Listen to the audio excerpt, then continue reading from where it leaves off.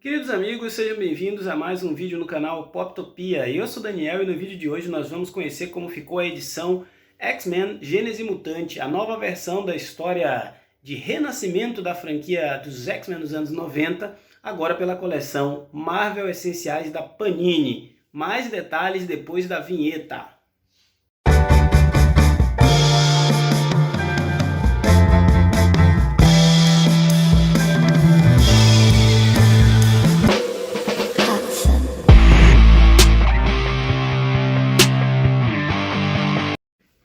Pessoal, então vamos conhecer como ficou esta edição nova, né, da história já conhecida X-Men Gênese Mutante. No caso aqui a gente está falando de um texto de uma nova coleção, que é a coleção Marvel Essenciais, que a Panini vem publicando aí e que já saíram alguns números, como vocês podem ver aqui: Guerra Civil, Vingadores à Queda, Demolidor Homem Sem Medo, Dinastia M, e agora chegou este volume.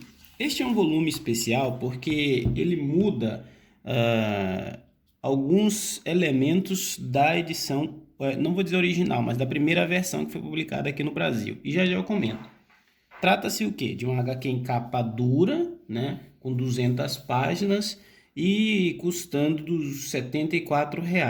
Este vídeo é um oferecimento da Guilda Colecionáveis. Você pode fazer a compra dos seus gibis aí na guilda também, vou deixar o link na descrição. Percebam que eu tenho 3 HQs aqui com a mesma capa. Daniel, você é um acumulador, então, é um colecionador que está comprando 3 versões da mesma história. Não, não é esse o caso.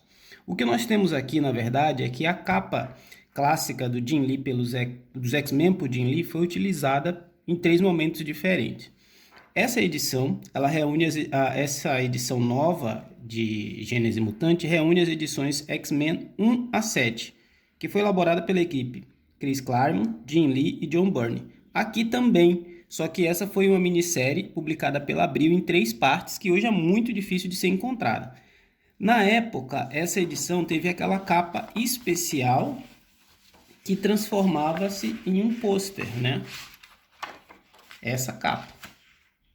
Então, essa aqui eu encontrei no sebo bem depois, então busquei ela aqui na minha coleção para a gente comparar algumas coisas, como por exemplo a questão da tradução e da colorização. Essa edição, que é a edição em capa cartão da mesma história, embora tenha o título Gênese Mutante, ela começa com um arco anterior. Portanto, essa edição ela reúne os títulos The Uncanny X-Men 248, 256 a 258 e 268, 269. Então, o que a gente vê aqui já é um prelúdio do que viria a ser a nova fase dos mutantes, mas não é necessariamente as mesmas histórias que temos aqui. Então, a capa é repetida, mas o conteúdo é diferente. Agora, falando da edição em si. Gênese Mutante é uma história, né, que reestrutura o universo dos X-Men. A equipe azul e dourada foi dividida após a reunião de todos os alunos do Professor X novamente sob o teto da mansão. Essa história tem como antagonista o Magneto, que está lá no seu asteroide M, uma tentativa dele de já ter um refúgio para a comunidade mutante no espaço, e um terrorista, como era considerado na época, como o Magneto ter sua própria nação, mesmo que fora da Terra, provocou inúmeras dores de cabeça para a humanidade, para a S.H.I.E.L.D. Os X-Men precisaram intervir, ele começou a ter seguidores que eram seus acólitos, e uma guerra começou a ser desencadeada a partir disso, né? E aí nós temos a ida deles até Genosha para buscar mísseis e equipar militarmente seu novo território, mas também tivemos o Magneto descobrindo que a Moira McTaggart manipulou seu DNA e ele busca vingança por conta disso. É uma história, um mega blockbuster que foi uma das HQs mais vendidas dos anos 90 e vale a pena. Para quem é fã de X-Men, para quem gosta de título de super-herói, é uma aula de narrativa porque é ação do começo ao fim.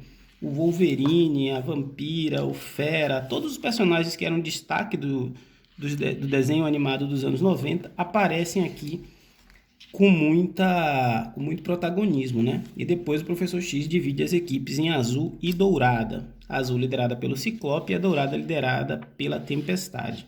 Na sequência, a gente tem um arco todo voltado para o Wolverine, onde o antagonista é o Ômega Vermelho. Essa história saiu aqui no Brasil em X-Men Anual número 2, da editora Abril.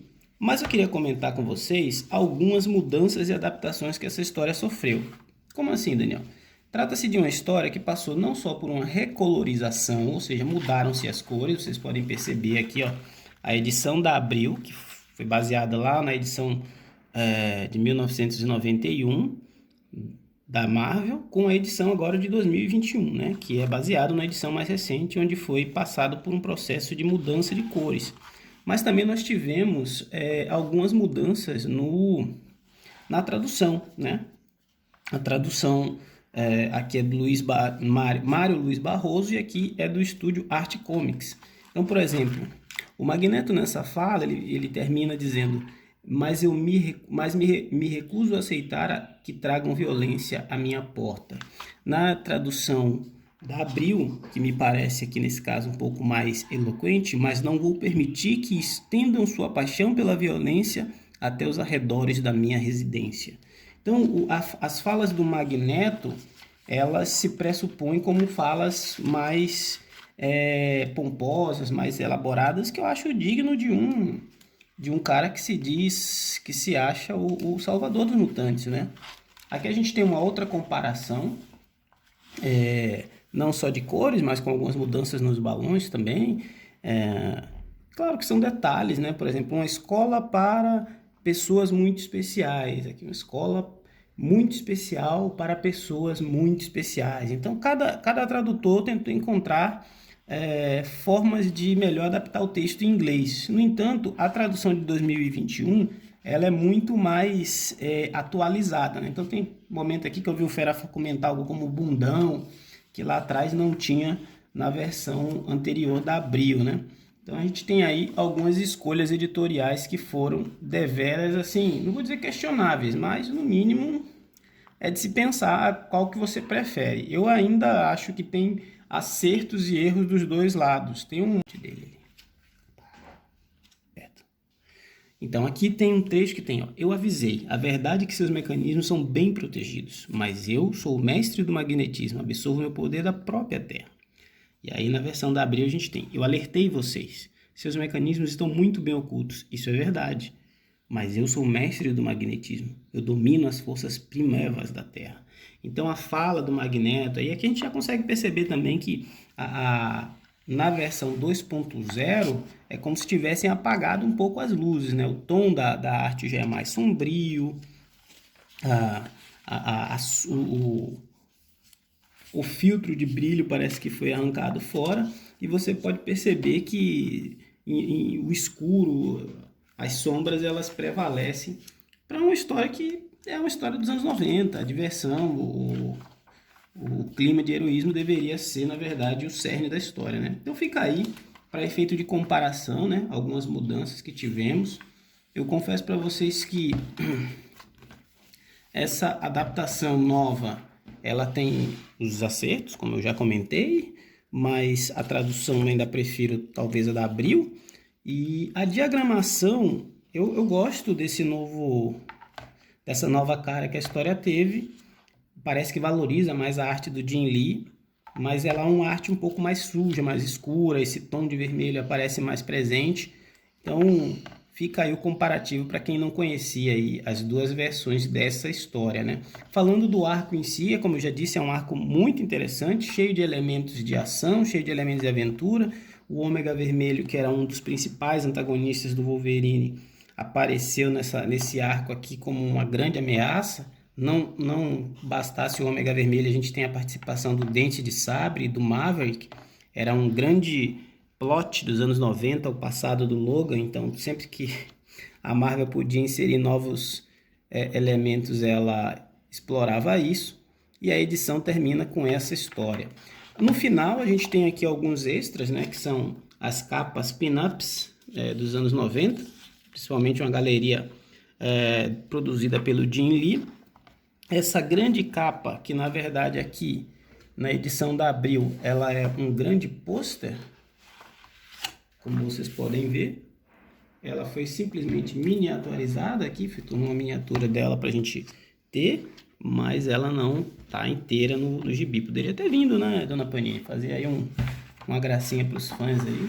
Uma HQ de R$70 podia ter vindo aí com uma capa pôster para a gente poder colecionar. E depois a gente tem ainda aqui uma breve biografia dos autores e um guia cronológico para entender onde que essa história se encaixa, né?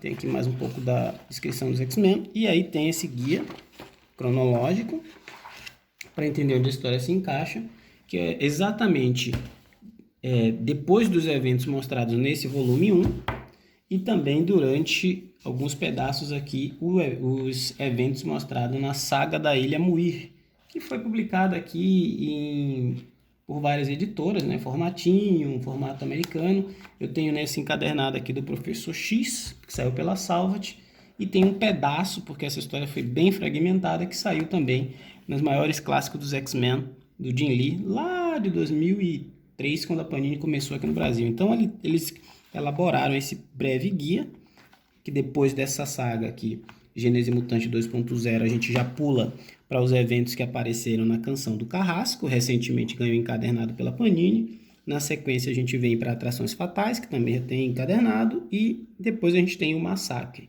Panini já faz uma referência aqui não só a trabalho do Jim Lee também Heróis Renascem, e depois a continuação para a Era Moderna dos X-Men. Queridos amigos, como eu falo, digo sempre, falar de gibi é sempre bom.